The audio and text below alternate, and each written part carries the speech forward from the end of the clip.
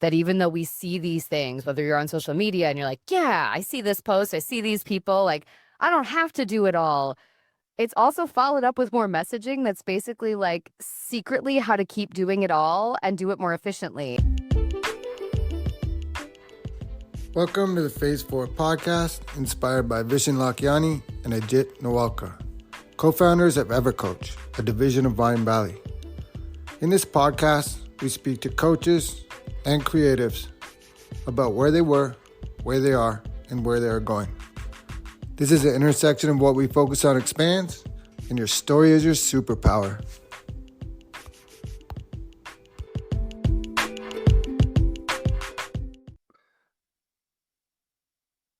My guest today is Kyira Wackett. She is a licensed mental health counselor. She is a motivational speaker and a big advocate for mental health. And today we're going to talk about adversity, bouncing back in the face of adversity, resilience, shame, and a lot more. And Kyira, welcome to the podcast.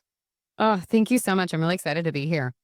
Yeah, definitely grateful. I love your stories, what I know of it so far, but I always begin with just tell us a little bit more about yourself and how did you end up in this spaces you're in? Yeah, it's so interesting. I feel like I'm sure you see this too when people ask you this question. Every day, your response looks a little bit different depending on the context that you're in right now. And so I think with some of my own next legs of my journey, I think the big things that are really standing out to me is I grew up, I'm an only child. I had a single mom who struggled with a lot of undiagnosed and untreated trauma that resulted in substance use, a lot of complex mental health issues that she struggled with. And I think really me as a kid was kind of person in place of a parent. My job very young was caretaking, emotional caretaking, physical caretaking, all of these different pieces. And I think there is some inherent beauty in that. There's also some loss of my own childhood experiences, some of the sort of whimsy and the joy and the exploration we get as kids. And growing up, I sort of evolved into different roles and relationships, personally and professionally, where that was constantly what I was doing.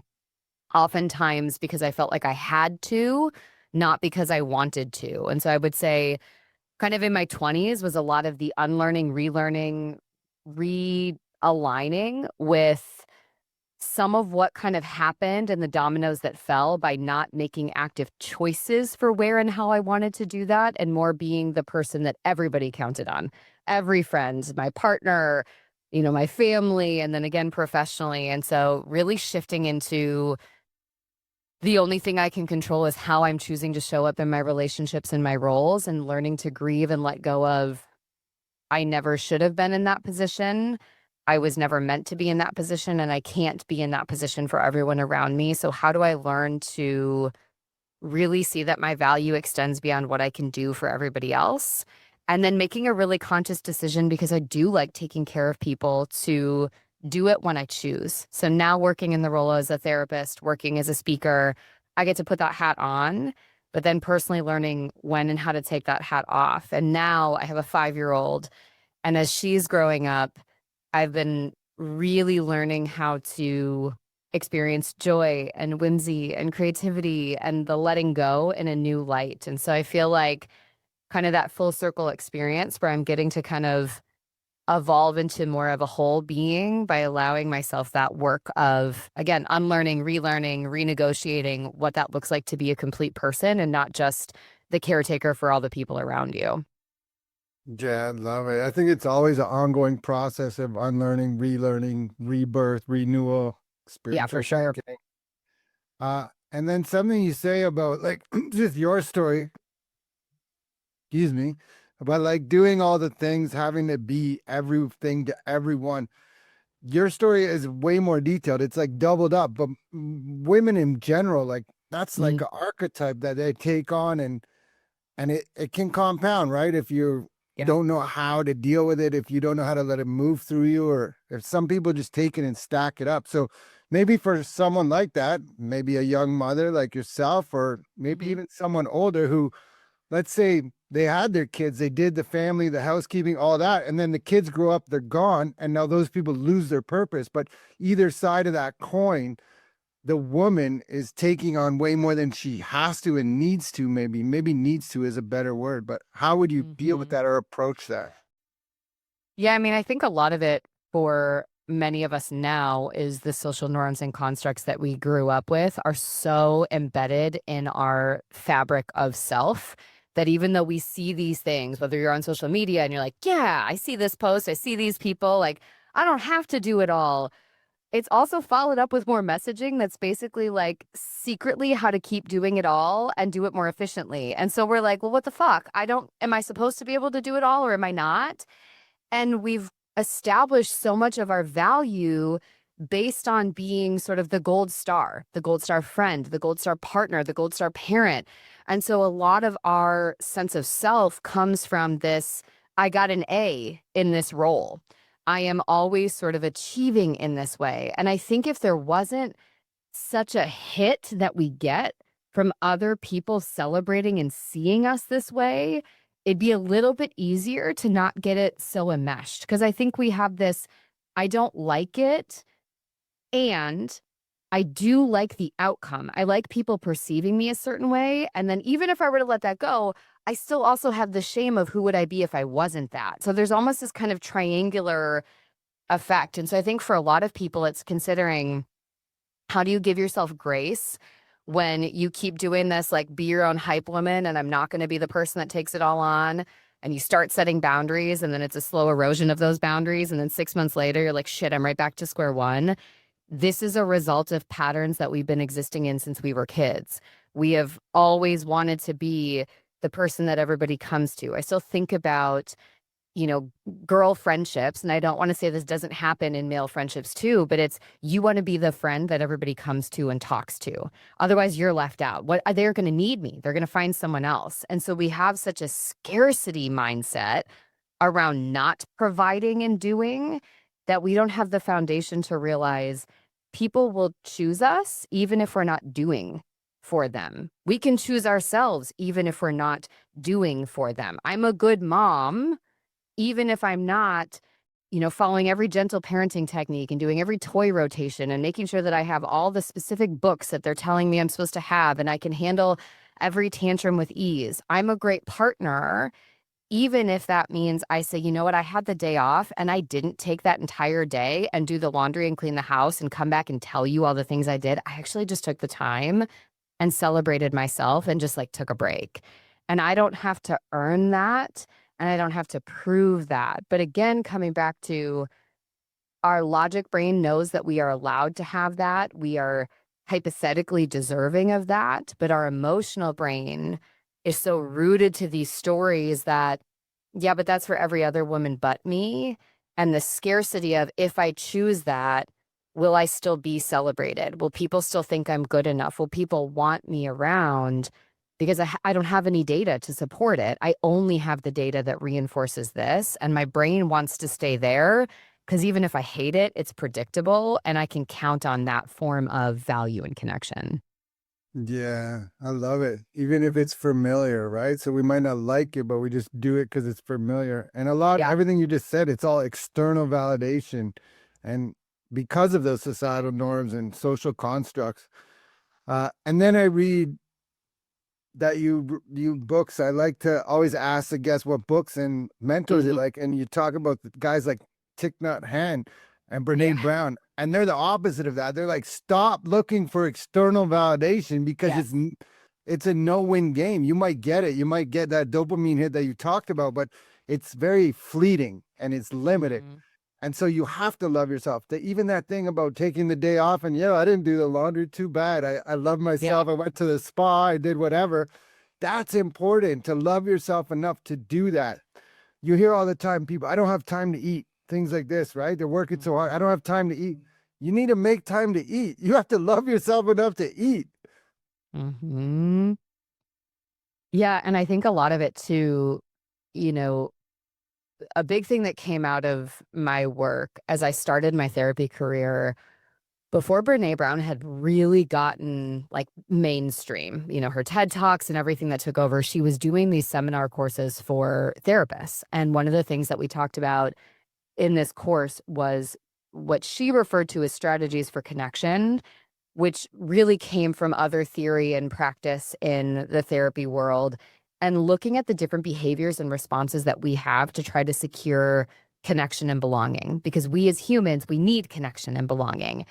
And if we grew up believing that our sense of value was hinged or connected to the people around us, we are going to build a story around that. We developed this idea that, oh, this person's treated differently than this person, this person's body shape, this person's skin color, this person's gender, but also this person's ability, this person's behavior, this person's grades or their status. These seem to dictate different responses in the world. That must mean that not everybody is inherently worthy of the same love, connection, and belonging. I better figure out the system so that I can secure it. And I think that's what often happens for us is we take on such a responsibility to be everything for everybody else. But really, it's our ego's way of just saying, I want to make sure that I still matter, that I will be chosen. And it puts us in a position where we assume way too much power and control over other people. And that's where I think we then get resentful. We keep doing all the things, but we're resenting the people that they keep, quote unquote, letting us do all the things. But if we stop, we get so anxious when any space is created that we're like, fuck it, I'm going to do it again. I can't allow the chance that something might change. I'm just going to fall back in the pattern or that control piece that comes in. And so reading like the Thich Nhat Hanh books are so much around. I think one of the parts that was so beneficial to me was thinking about my relationship with my mom. And even though she is sober from illicit drug use, she's still got a lot of her own stuff. She's going to live with her trauma, and her interest and her level of resilience looks different than what I wish it was. And I remember reading one of these little reflections that he wrote talking about how it's not our parents' job to do all the work. It's our parents' job to take the next lap around the track. And then we're supposed to get the baton and we're supposed to go farther than them. We are supposed to do the next level of work and we change and evolve. And that's how intergenerational change can happen. But we get lost trying to control our parents, making them something that they're not. And I feel like if we think about that with so many people around us, how often are we assuming a responsibility only to get frustrated and annoyed, or losing ourselves in our efforts to establish some sense of joy, wholeness, fullness, recovery, whatever it is for everybody else. And then we say things like, I don't have time to eat lunch. I don't have time to take a break. I don't have time for these things. You do. And there's some real deep radical acceptance that you don't want to admit and sit with that would require you to make those changes. That if you don't, that's your choice. But we're no longer going to blame it on everybody else and not having time. Otherwise, you have to make some decisions that you're going to learn how to tolerate. Gosh, these people aren't going to do this work, or these people might not like me, and I'm still going to eat lunch. I'm not going to hinge it on not doing all these things and becoming a shell of a person only to try to control all these things I can't. Right. And there's so much. You said just wearing all the different hats, right? We talk about lenses. Ken Wilber calls them hold-ons. And like, there's just so many parts to a person. Like I could be standing in the room with my mom, my wife, and my daughter. And in that same moment, I'm a father, son, and a husband, all at the exact same time. And that's just like a little example, but there's thousands and hundreds of thousands of these little parts to us. And people like Thich Nhat Hanh just realizing like that it's all an ego, I don't know, an illusion, but you're never going to end it. Like if you keep looking for external validation, I know I said it already, but it's just a never ending wheel. And I think people like you can come in and try to help people realize that. I guess realization is the first part. Radical acceptance. I don't know if you're talking about the book by Tara Brach or something, but that's a great book. And that one helped me a lot, going, oh my God, these are the patterns and I'm just going to keep doing it unless I stop it. And then once you get that awareness, it makes a bigger difference. You can step into the space. Yeah. I mean, I often do with clients a TME, so time, money, and energy assessment. When we're thinking about our life and how we feel about our life, how are you spending your time, money, and energy coins? Those are our three primary resources. people get really fixated on the money side. And so a lot of the times I will just do time and energy, particularly not to lose them in their panic and their scarcity around money, because that's just a whole separate topic that there are people better equipped to deal with the money piece than me. But if we can look at all three of them, we look at how are we making choices to spend those resources. And for many of us, if we're being really honest, a significant portion of our time and energy gets spent on things that are outside of our control. So often what we'll look at is, how often are you worrying about when you left that meeting if somebody was annoyed at you?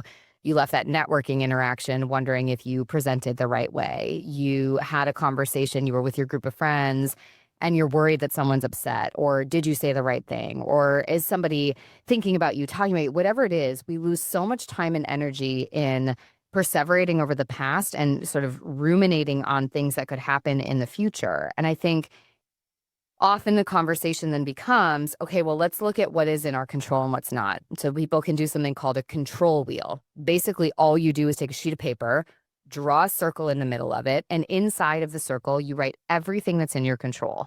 You could do it about a specific relationship, situation. You do about your life in general. And then outside of the circle, you put everything outside of your control. Things like every single thing about other people being outside of your control. The past and the future, outside of your control. Natural disasters, outside of your control. When your household appliances break down, outside of your control. You can put all those things there and then do some comparison on your time and energy expenses and think, gosh, how often are these coins going to places outside of the circle? The return on my investment when I invest outside of my circle is always negative. I'm not going to get a payback. I'm going to become addicted, just like I would if I was gambling, to the intermittent reinforcement of, oh, every once in a while I feel like it pays off, but I end up in the red over and over and over. So instead, a lot of that is to look at how can we shift your time and energy to investing in what is in your control. And it doesn't mean you don't love and care about other people. It means you stop hanging the success of an interaction on how someone else might respond. You stop hinging your worth and value at your company based on whether or not this one coworker liked your presentation, or the responses that you get at a speaking event because not everybody liked you and now you're assuming I suck, I'm a failure, I should never get up on a stage again.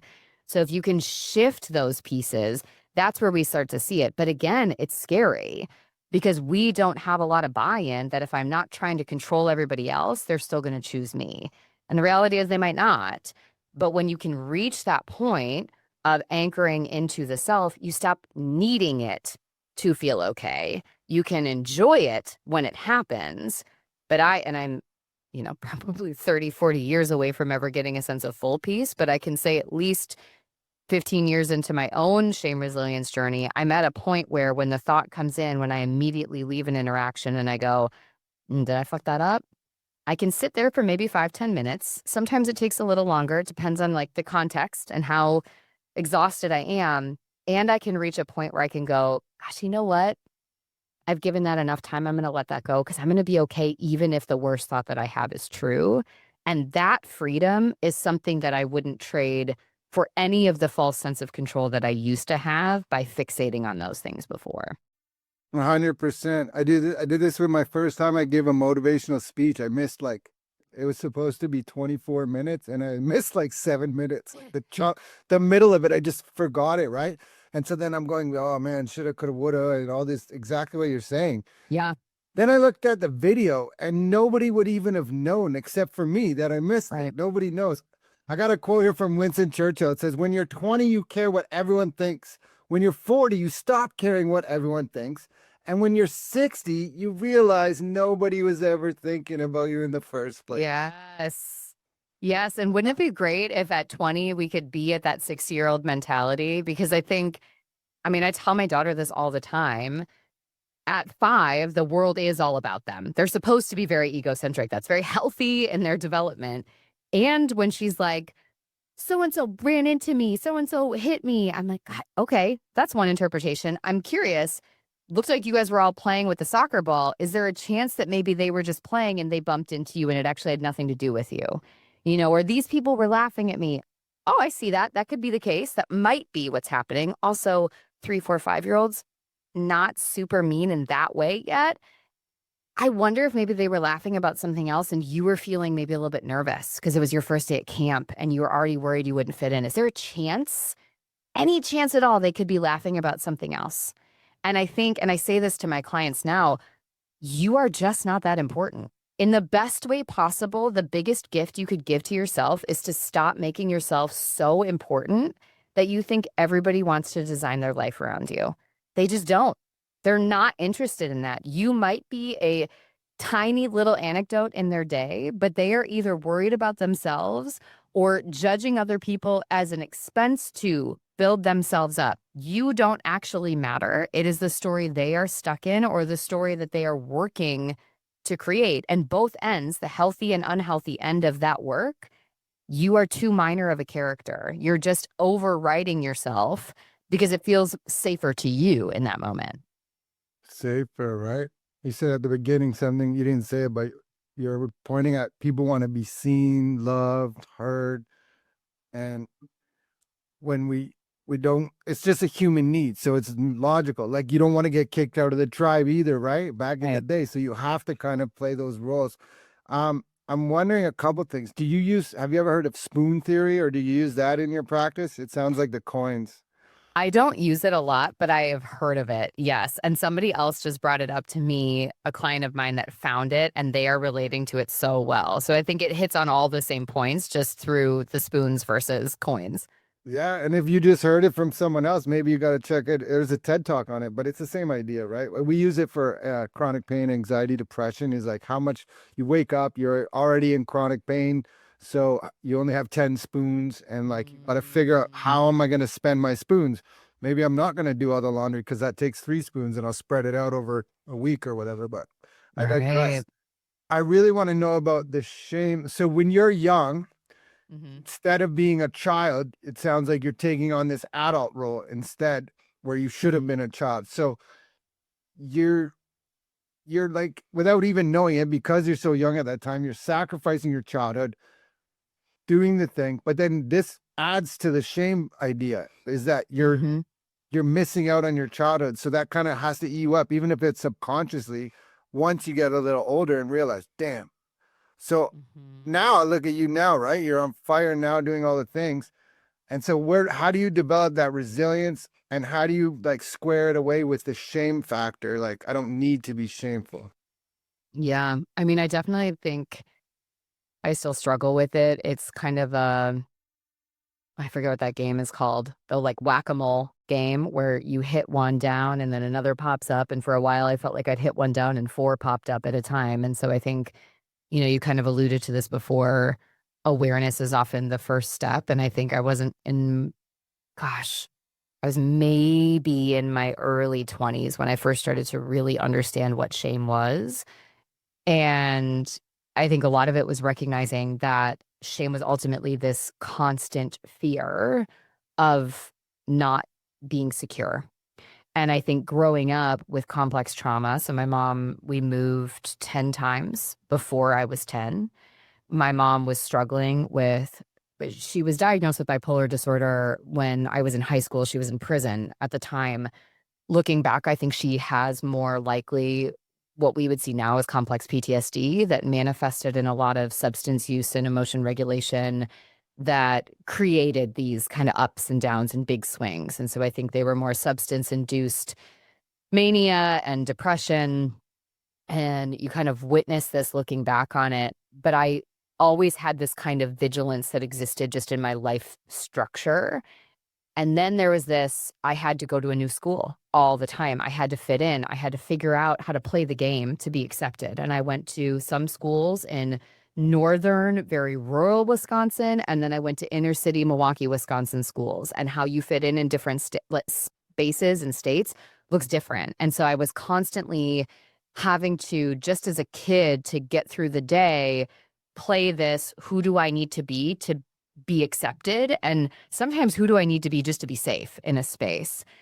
But then it was also this, I would feel like it was my responsibility to take care of my mom. She got really, really sick with her addiction when I was 10, and I moved in with other family members.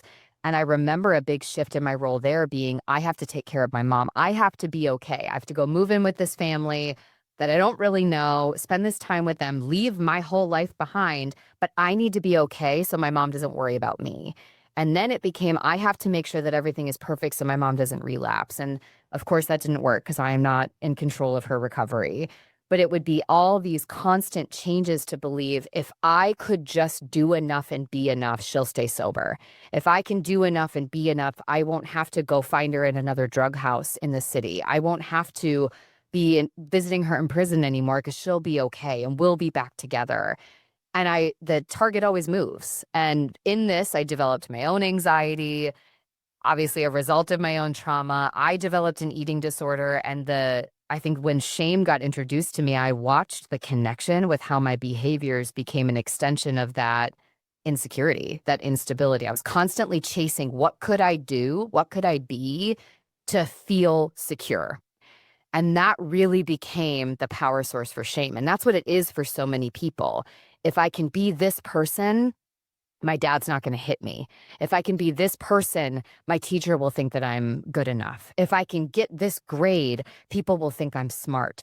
But the needle always moves. The context is always changing. And so by the time I'm in my early 20s and I am, knee deep in a terrible eating disorder, anxious beyond belief, in relationships where I am constantly the fixer and the doer, and I'm watching that it's not working, there was sort of this moment of surrender and realizing how much of my life and my sense of self was connected to these things that I didn't label it as control at the time. I actually really rejected control and this notion of control because everybody talks about eating disorders as control disorders, but how much of me was just seeking security in something else. I met my now husband at that time, and I was in a relationship that I had been in for 8 years, did not love this person, but I loved the idea that his parents all went to school together with all of his friends. So it was like intergenerational. All of the parents went to school together and were friends, and they all stayed in the same small town. And then him and all these friends were friends, and they were all going to stay in this small town. And I wanted predictability and I wanted stability. And starting to come to terms with how shame erodes our joy, shame erodes our values, it erodes our dreams because it becomes about survival to stick with the system. What do I do to be secure in this system? This really messed up system that I don't ever actually feel okay in, but I feel like if I could just be here. And starting to come to terms with, through unfortunately some loss and some major grief, gosh, that's just not how life works. And it took me at least 10 years to really let go of a lot of these behaviors. The eating disorder was kind of the first to go, but my codependence and my enmeshment and my I've got to take care of everyone is still, I would say I'm only maybe 80% of the way through that. And realizing what radical acceptance really is the mechanism through which we shift from shame-based living to values-driven living, to be able to embody who I want to be, and recognizing, and kind of the way I tease it apart at the end of the night, shame right now for me is mostly hinged on being a good mom. If I'm coming from a place of shame, there's no opportunity for failure. It's all or nothing. I'm a good mom or I'm a shitty mom. I'm the best or I suck. There's no gray.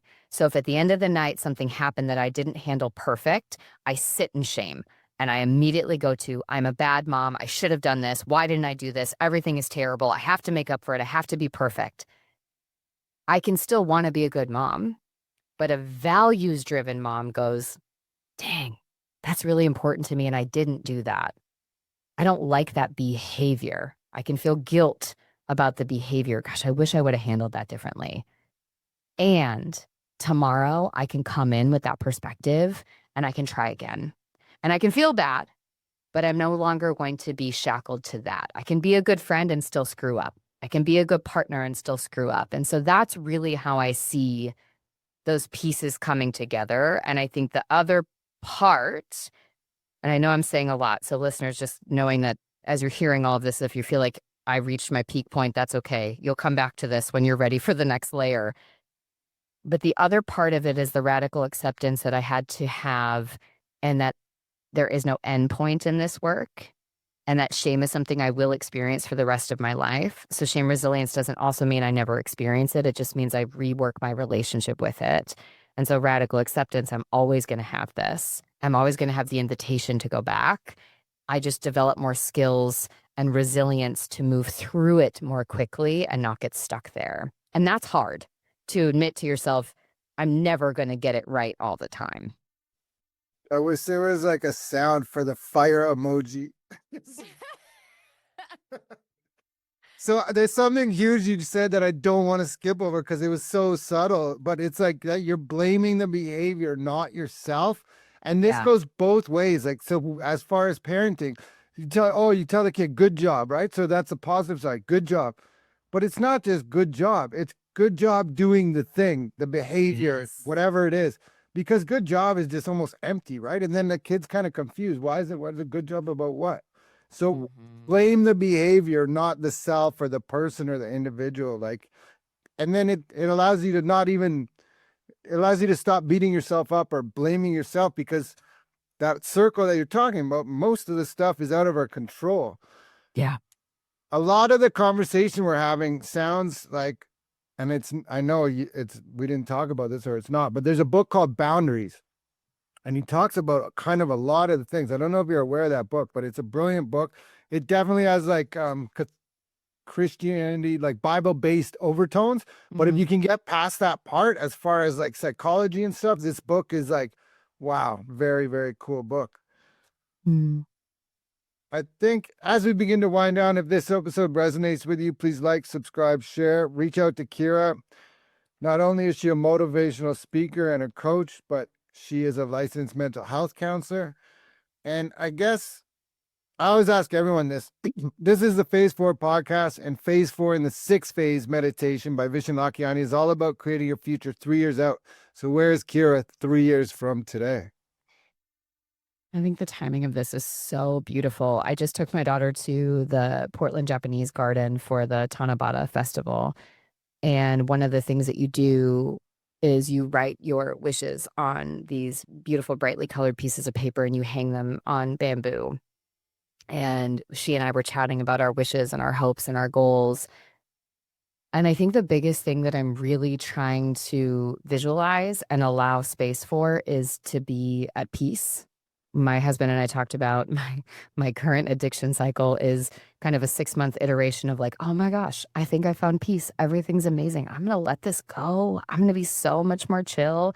And then it's a 6 month evolution into burning myself out and then resenting everybody for not working as hard as I want them to work to be at the same pace I'm in, and then feeling like I need everybody else to be the problem because it couldn't possibly be me because my shame takes up so much space in that moment that I need to preserve it by making everybody else the problem. And so when I think about me 3 years from now, I really want to visualize a sense of stillness, a sense of, I think, flexibility, particularly as my daughter is getting older and really being able to model.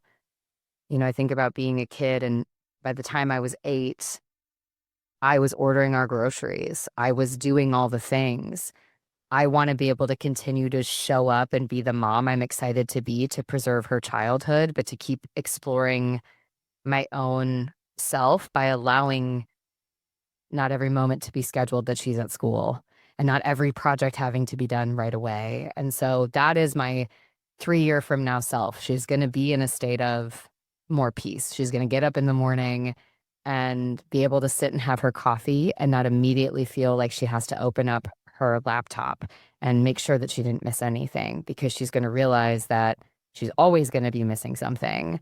And so that is, again, that all or nothing approach. And she's allowed to enjoy her coffee and enjoy those moments without expectation and explanation.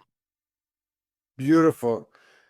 What, like, how do you stay resilient when all the things are falling apart all around you? Yeah, that could take an hour, that one. I know. It actually, I felt like this week it happened to us a little bit. We were leaving to go camping, and right before we left, our furnace stopped working. Turns out we're hoping it's a thermostat issue, but we don't know. And it's like 90 degrees here right now, so we don't have AC. And we are in the middle of a couple bigger projects we've been saving for, where, of course, there's hiccups. for all of it. And then our garage door broke. And then we found out that that had to be fixed. And my daughter has been sick for the third round of a virus, and she's not sleeping very well. And there's some stuff coming up with some of our other family members. And it was really cool because what I noticed about myself, I allowed myself to have a pity party for a little bit, because all of us need that. We need to let our ego have a little bit of space to be like, my joke to my husband is, I just need you to tell me that my life is harder than everybody else's right now. I just need 5 minutes to just truly believe that. And then I will come back online and know that's ridiculous. And I can honor my privilege and my security and all that. But I just need a pity party for a minute. I was able to do that and come out of this. And I think I'm so wired for the scarcity and the panic. I'm always planning an exit. I'm always planning, what do I have to do? Because this is going to mean this and this is going to mean this. And I think the resilience piece is knowing, what if they come tomorrow and our furnace is broke?